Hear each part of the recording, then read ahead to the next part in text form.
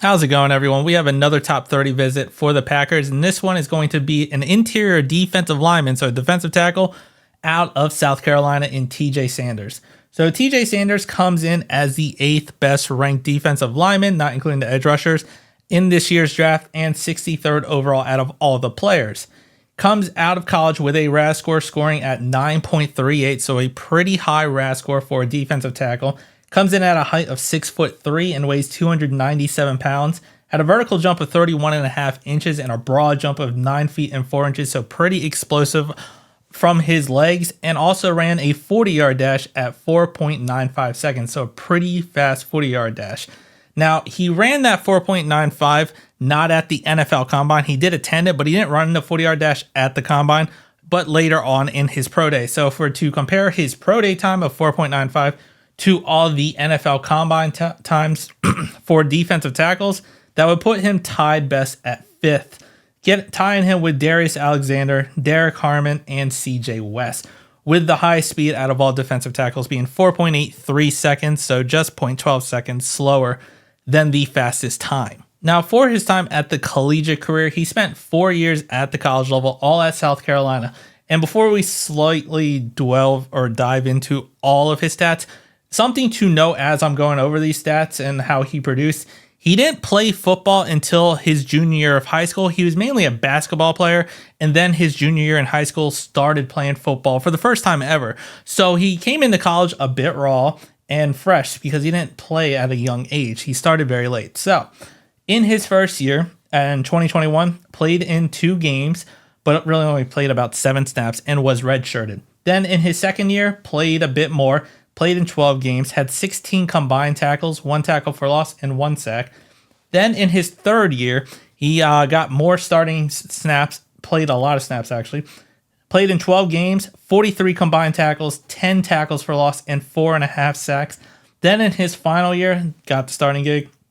Played in 13 total games, 50 combined tackles, 7 tackles for loss, and 4 sacks. And then moving on to the PFF side for the grades, like I said, in his first year was redshirted, played 7 snaps, so it doesn't really count for anything. Second year, only played 233 total snaps, had a 57.4 defensive grade, 54.2 run defensive grade, and a 64.1 pass rush grade. Then in his third year, played 479 snaps and got a 72.5 defensive grade, 69.6 run defensive grade, and a 72.4 pass rush grade.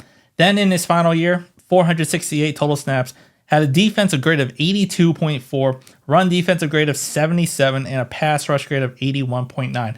So kept improving year after year. And it's kind of why I wanted to state he didn't start playing football until his junior year of high school. So once again, started really late, but apparently learns quickly and is decently athletic. In his whole time at the college level, he only missed 12 total tackles, 2 in his second year, 4 in his third, and 6 in his final year. So didn't miss too many tackles, especially considering how raw he came into the college game and probably learning that position and learning football.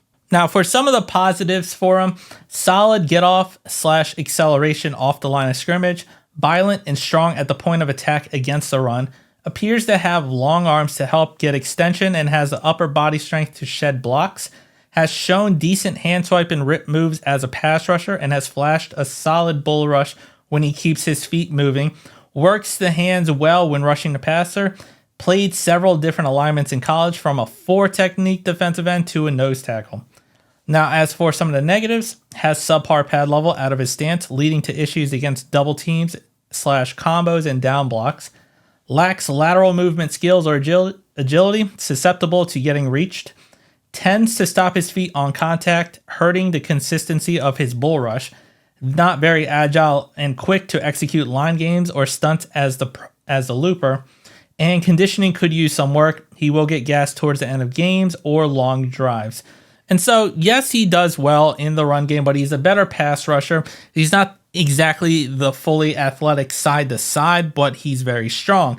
He didn't do the bench press, unfortunately, so we don't know how many times he was able to bench press 225 pounds and try to compare him to the rest of the defensive tackles, but on tape, according to a lot of scouts, he is very violent and he's very powerful in a sense, and his bull rush move is pretty good. And so it's kind of theorized that if the Packers do go down this route with TJ Sanders, he's projected to kind of be a day 2 pick, so not really a round 1. And if the Packers don't go with a defensive tackle in round 1, they could go with defensive tackle in round 2, kind of similar to like the linebacker deal where where we didn't go for a linebacker in round 1, but still got Edrin Cooper, who we were all wishing and eventually got in round 2. So this is kind of where he falls for the Packers if the draft pans out that way. And how he fits on this team, a lot of theories is that Kenny Clark will play in a base 4-3 alignment. Kenny Clark would be the run defender, and then you would have TJ Sanders as a rotational at the start, at least, as the pass rushing defensive tackle. The Packers don't seem to know if entirely how Devontae Wyatt's going to pan out. He's getting towards his final contract year, and well, he hasn't produced like a first round pick like we were kind of hoping when we got him and Quay Walker. But at the end of the day, the defensive line is probably a top 3 draft need for the Packers, especially with how much pass rushing was lacking last year with the change from a 3-4 to 4-3, but not just from one player, but pretty much across the board.